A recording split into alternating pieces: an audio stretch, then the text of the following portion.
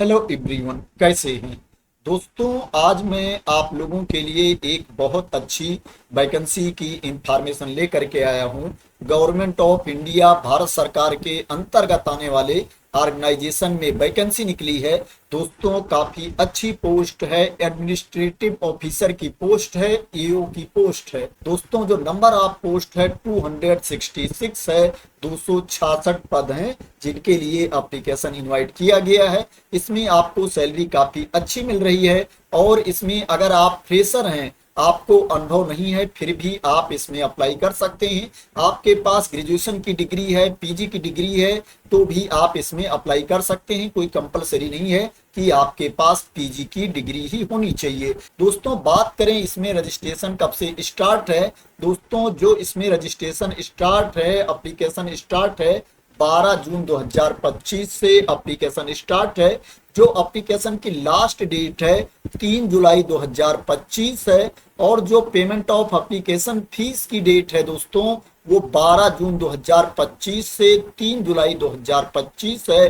3 जुलाई 2025 तक आप एप्लीकेशन की फीस की पेमेंट भी कर सकते हैं। एग्जाम डेट की बात करें तो इसमें जो पहले चरण की परीक्षा होगी, फेज 1 का एग्जाम होगा, वो 20 जुलाई 2025 को होगा और जो दूसरे चरण की परीक्षा होगी, फेज 2 का जो एग्जाम होगा, वो 31 अगस्त 2025 को होगा। कॉल लेटर के बारे में, एडमिट कार्ड के बारे में आपको बाद में इंफॉर्मेशन दी जाएगी। अब बात करें ये किस ऑर्गेनाइजेशन के अंतर्गत वैकेंसी निकली है, ये वैकेंसी कहां पर निकली है। तो दोस्तों ये जो वैकेंसी निकली है नेशनल इंश्योरेंस कंपनी लिमिटेड के अंतर्गत वैकेंसी निकली है। ये गवर्नमेंट ऑफ इंडिया का अंडरटेकिंग है, ये भारत सरकार के अंतर्गत आता है। इसी में एडमिनिस्ट्रेटिव ऑफिसर की वैकेंसी निकली है, ईओ की वैकेंसी निकली है।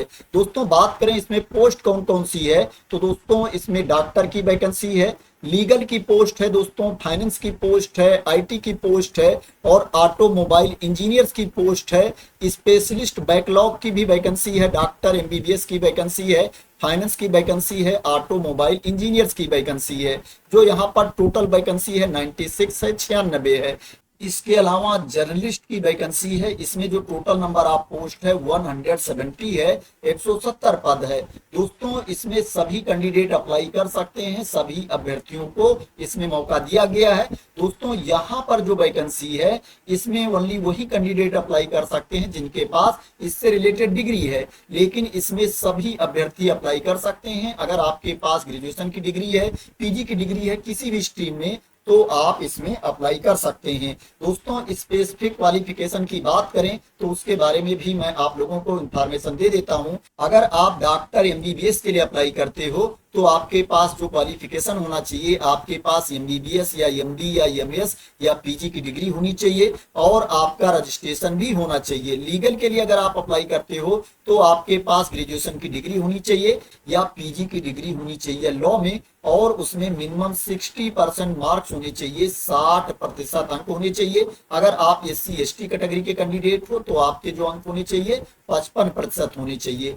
अगर आप फाइनेंस के लिए अप्लाई कर रहे हो तो आपके पास चार्टर्ड अकाउंटेंट की डिग्री होनी चाहिए, आपके पास ICAI की डिग्री होनी चाहिए या कास्ट अकाउंटेंट की डिग्री आपके पास होनी चाहिए या आपके पास बीकॉम या एमकॉम की डिग्री होनी चाहिए और उसमें 60% मार्क्स होने चाहिए, 60% अंक होने चाहिए। जो SC/ST कैटेगरी के कैंडिडेट हैं उनको 5% की छूट मिलेगी अंकों में, जो उनके अंक होने चाहिए 55% अंक होने चाहिए। अगर आप IT के लिए अप्लाई कर रहे हो तो आपके पास BE या BTech की डिग्री होनी चाहिए या आपके पास ME MTech की डिग्री होनी चाहिए कंप्यूटर साइंस या IT में, और उसमें 60% मार्क्स होने चाहिए, 60% अंक होने चाहिए।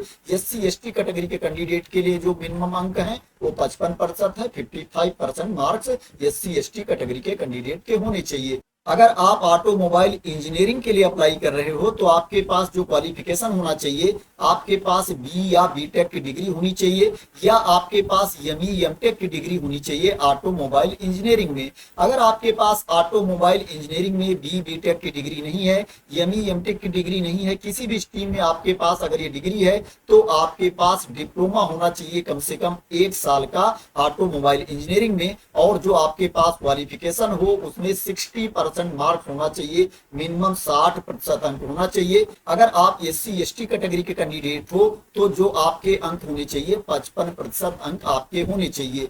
जर्नलिस्ट ऑफिसर्स की वैकेंसी है, इसके लिए जो आपके पास क्वालिफिकेशन होना चाहिए, आपके पास ग्रेजुएशन की डिग्री होनी चाहिए या आपके पास PG की डिग्री होनी चाहिए किसी भी स्ट्रीम में।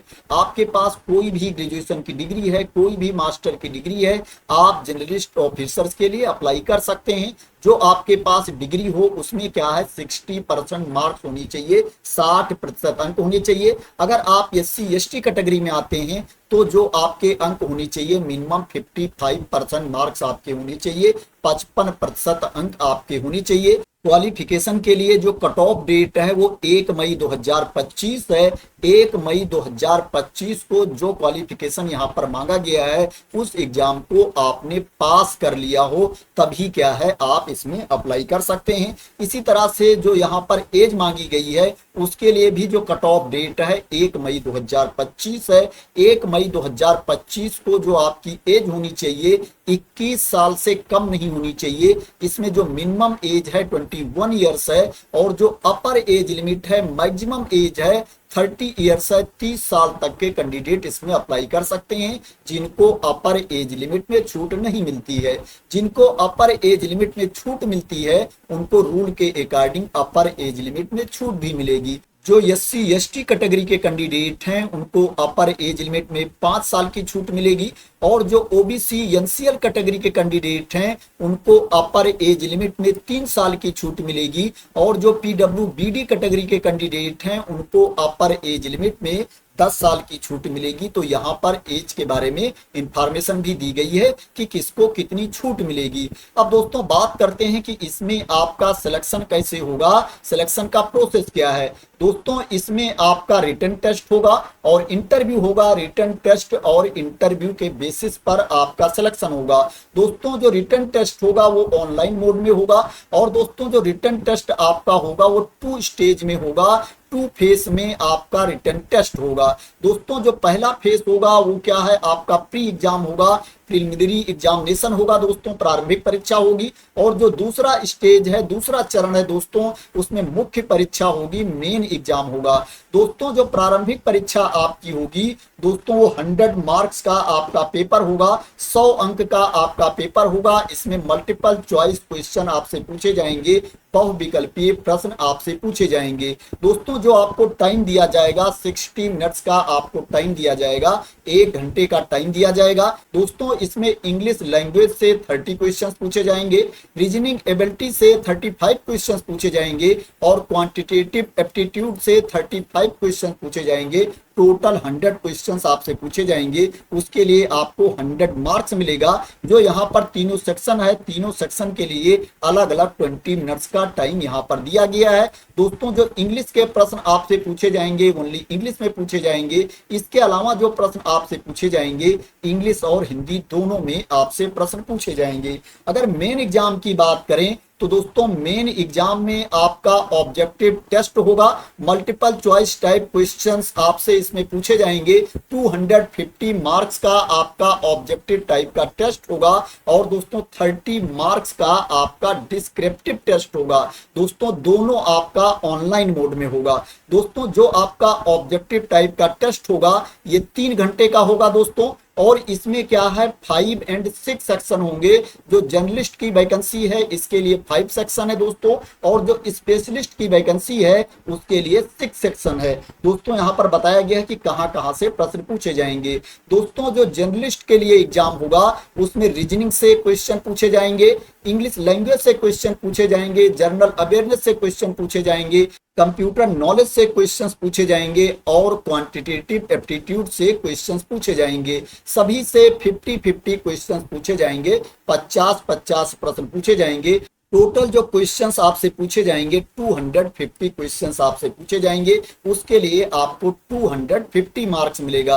दोस्तों यहाँ पर जो रीजनिंग है, इंग्लिश लैंग्वेज है, इसके लिए आपको 40 मिनट्स का टाइम दिया जाएगा। प्रत्येक सेक्शन के लिए 40 मिनट्स का टाइम दिया जाएगा। यहाँ पर जो जनरल अवेयरनेस के क्वेश्चंस आपसे पूछे जाएंगे, कंप्यूटर नॉलेज के क्वेश्चंस आपसे पूछे जाएंगे, इसके लिए आपको 30 मिनट्स का टाइम दिया जाएगा प्रत्येक सेक्शन के लिए। जो टोटल आपको टाइम दिया जाएगा 3 3 घंटे का टाइम आपको दिया जाएगा। इसी तरह से यहाँ पर स्पेशलिस्ट के बारे में भी इंफॉर्मेशन दी गई है। इसमें क्या है, रीजनिंग से 40 क्वेश्चंस पूछे जाएंगे, इंग्लिश लैंग्वेज से 40 क्वेश्चंस पूछे जाएंगे, जनरल अवेयरनेस से 40 क्वेश्चंस पूछे जाएंगे, कंप्यूटर नॉलेज से 40 क्वेश्चंस पूछे जाएंगे, क्वांटिटेटिव एप्टीट्यूड से 40 क्वेश्चंस पूछे जाएंगे, और यहाँ पर जो स्पेशलिस्ट स्ट्रीम है उससे क्या है 50 क्वेश्चंस पूछे जाएंगे, प्रोफेशनल नॉलेज से 50 क्वेश्चंस पूछे जाएंगे, उसके लिए आपको 50 मार्क्स मिलेगा। दोस्तों एक प्रश्न आपका 1 अंक का होगा, टोटल 250 क्वेश्चंस आपसे पूछे जाएंगे, उसके लिए आपको 250 मार्क्स मिलेगा। दोस्तों यहाँ पर सेक्शन वाइज टाइम भी दिया गया है। जो पहला सेक्शन है उसके लिए आपको 35 मिनट्स का टाइम दिया जाएगा, जो दूसरा सेक्शन है उसके लिए आपको 30 मिनट्स का टाइम दिया जाएगा, जो तीसरा सेक्शन है उसके लिए आपको 20 मिनट्स का टाइम दिया जाएगा, और जो चौथा सेक्शन है उसके लिए आपको 25 मिनट्स का टाइम दिया जाएगा, और जो पांचवा और छठा सेक्शन है उसके लिए आपको 35 मिनट्स का टाइम दिया जाएगा। तो दोस्तों ये जो मेन एग्जाम है उसमें ऑब्जेक्टिव टेस्ट जो होगा उसके बारे में इंफॉर्मेशन थी। जो डिस्क्रिप्टिव टेस्ट होगा ये 30 मार्क्स का होगा, 30 अंक का आपका डिस्क्रिप्टिव टेस्ट होगा। इसके लिए आपको 30 मिनट्स का टाइम दिया जाएगा, 30 मिनट का टाइम आपको दिया जाएगा डिस्क्रिप्टिव टेस्ट देने के लिए। दोस्तों इसमें नेगेटिव मार्किंग भी होगी। जो आपका ऑब्जेक्टिव टेस्ट है प्री एग्जाम और मेन एग्जाम, दोस्तों उसमें नेगेटिव मार्किंग भी होगी। अगर आप किसी प्रश्न का गलत उत्तर देते हो तो एक गलत उत्तर के लिए आपके 1/4 मार्क्स काट लिए जाएंगे, 0.25 अंक आपके काट लिए जाएंगे अगर आप किसी प्रश्न का गलत उत्तर देते हो। दोस्तों इसके बाद क्या है, आपका इसमें इंटरव्यू होगा। दोस्तों आपको इसमें जो मिनिमम मार्क्स डिसाइड किए जाएंगे उतना अंक आपको लेकर के आना पड़ेगा, तभी आप इंटरव्यू के लिए शॉर्टलिस्ट किए जाओगे, इंटरव्यू के लिए बुलाए जाओगे। दोस्तों जब आपका इंटरव्यू हो जाएगा तो दोस्तों उसके बाद फाइनल मेरिट बनेगी। दोस्तों जो फाइनल मेरिट बनेगी आपकी, वो दोस्तों जो मेन एग्जाम में आपको अंक मिले हैं, ऑब्जेक्टिव टाइप टेस्ट में दोस्तों जो आपको अंक मिले हैं, और जो इंटरव्यू में आपको अंक मिलेंगे दोस्तों, मार्क्स मिलेंगे, उसी के बेसिस पर आपका सिलेक्शन होगा। दोस्तों यहाँ पर क्लियर मेंशन कर दिया गया है कि जो फाइनल मेरिट लिस्ट बनेगी दोस्तों वो ऑनलाइन मेन एग्जामिनेशन में जो ऑब्जेक्टिव टेस्ट है उसके अंक के बेसिस पर, और जो इंटरव्यू होगा दोस्तों उसके बेसिस पर फाइनल मेरिट बनेगी। दोस्तों यहाँ पर जो वेटेज है आपके मेन एग्जाम का और जो इंटरव्यू का दोस्तों 80-20 है। 80% मार्क्स आपके मुख्य परीक्षा के लिए जाएंगे और 20% मार्क्स आपके इंटरव्यू के लिए जाएंगे। इसी के बेसिस पर फाइनल मेरिट लिस्ट तैयार की जाएगी, और जितनी वैकेंसी है, जितनी नंबर ऑफ पोस्ट है, उतने कैंडिडेट का सिलेक्शन कर लिया जाएगा। अब बात करते हैं दोस्तों इसमें आपको फीस कितनी पे करनी पड़ेगी। तो दोस्तों ऐसे कैंडिडेट जिनको फीस में छूट नहीं मिलती है उनको 1000 रुपए फीस पे करना पड़ेगा। SC ST PWBD कैटेगरी के कैंडिडेट के अलावा जो अभ्यर्थी हैं उनको 1000 रुपए फीस पे करना पड़ेगा, और जो SC ST कैटेगरी के कैंडिडेट हैं उनको 250 रुपीज फीस पे करना पड़ेगा, 250 रुपए फीस पे करना पड़ेगा। उनको ओनली इंटीमेशन चार्जेस पे करना पड़ेगा, और यहाँ पर जो फीस ली जा रही है आपसे 1000 रुपए, इसी में इंटीमेशन चार्जेस भी शामिल है। आपको अलग से कोई फीस नहीं पे करना पड़ेगा। अगर बैंक कोई चार्ज लेता है फीस की पेमेंट करते टाइम तो वो चार्ज आपको पे करना पड़ेगा। अब दोस्तों बात करते हैं इसमें आपको अप्लाई कैसे करना है, कहां पर जाकर के आपको रजिस्ट्रेशन करना है, कहां पर जाकर के आपको अप्लाई करना है। दोस्तों ये अप्लाई करने का लिंक है, इस लिंक को मैं अपने टेलीग्राम चैनल पर डाल दूंगा, वहां से आप इस लिंक को कॉपी कर सकते हैं। प्लस अभी मैं आप लोगों को वेबसाइट पर भी बता दूंगा कि आप एडवर्टाइजमेंट कैसे देख सकते हैं, ये लिंक कहां पर दिया गया है। दोस्तों जब इस लिंक को आप ओपन कर लेंगे तो आप ऊपर देखेंगे यहां पर दिया गया है click here for new registration. इसमें पहले आपको रजिस्ट्रेशन करना पड़ेगा, इसके लिए आपको यहाँ पर क्लिक कर देना है। जब इस पर आप क्लिक कर देंगे तो आपके सामने रजिस्ट्रेशन का ऑप्शन आ जाएगा। यहाँ पर आपको अपनी बेसिक इन्फो डालना है, यहाँ पर जो जो डिटेल्स मांगी जा रही है आपको सही सही फिल करना है। उसके बाद यहाँ पर आपको सिक्योरिटी कोड डालना है, उसके बाद आपको सेव एंड नेक्स्ट पर क्लिक कर देना है। इसी तरह से यहाँ पर जितने स्टेप दिए गए हैं आपको उतने स्टेप कंप्लीट कर लेना है, और फाइनली आपको इसमें फीस की पेमेंट कर देना है। तो इस तरह से आप इस पेज पर आकर के रजिस्ट्रेशन कर सकते हो। अब दोस्तों मैं बता देता हूँ कि वेबसाइट पर जाकर के आप एडवर्टाइजमेंट को कैसे देख सकते हैं और ये अप्लाई करने का लिंक आपको कहां पर मिलेगा। दोस्तों ये वेबसाइट है। जब इस वेबसाइट को आप ओपन कर लेंगे तो दोस्तों आप ऊपर देखेंगे यहां पर दिया गया रिक्रूटमेंट, इसके ऊपर आपको क्लिक कर देना है। जब इसके ऊपर आप क्लिक कर देंगे तो दोस्तों आप देख सकते हैं यहां पर दिया गया है recruitment of administrative officer journalist and specialist, इसके ऊपर आपको क्लिक कर देना है। जब इसके ऊपर आप क्लिक कर देंगे तो दोस्तों आप देख सकते हैं यहां पर एडवर्टाइजमेंट दिया गया है। दोस्तों जब इस पर आप क्लिक कर देंगे तो आपके सामने नोटिफिकेशन वाली पीडीएफ ओपन होकर के आ जाएगी। उसके बाद दोस्तों आप यहां पर देखेंगे दिया गया है क्लिक हियर टू अप्लाई। अगर इसके ऊपर आप क्लिक कर देंगे तो आपके सामने एप्लीकेशन वाला पेज ओपन होकर के आ जाएगा, रजिस्ट्रेशन वाला पेज ओपन होकर के आ जाएगा। दोस्तों यहां पर 2024-25 दिया गया है। दोस्तों इसको क्या है आपको ध्यान में नहीं रखना है। दोस्तों ये फ्रेश एडवर्टाइजमेंट जारी किया गया है, 10 जून को ये विज्ञापन जारी हुआ है और 12 जून 2025 से एप्लीकेशन स्टार्ट हुआ है। दोस्तों ये न्यू नोटिफिकेशन है, ये पुराना नोटिफिकेशन नहीं है। दोस्तों इनिशियल में इसमें आपको प्रोबेशन पर रखा जाएगा। दोस्तों इनिशियल में इसमें आपको 1 साल के लिए प्रोबेशन पर रखा जाएगा और दोस्तों इसमें क्या है आपको बॉन्ड भी साइन करना पड़ेगा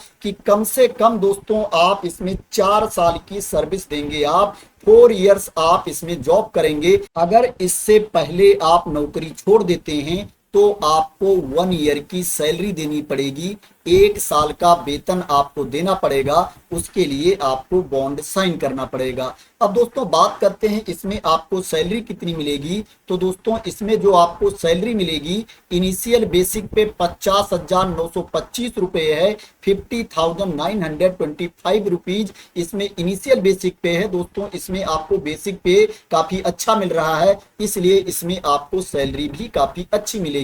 दोस्तों इसमें लगभग आपको 90,000 रुपीज पर मंथ आपको सैलरी मिलेगी, 90,000 रुपए के आसपास इसमें आपको सैलरी मिलेगी। दोस्तों इसमें आपको अदर बेनिफिट्स भी मिलेंगे। तो दोस्तों आशा करते हैं कि आपको इस वैकेंसी के बारे में क्लियरिटी मिल गई होगी और आप मेरे द्वारा दी गई इंफॉर्मेशन से सेटिस्फाई होंगे।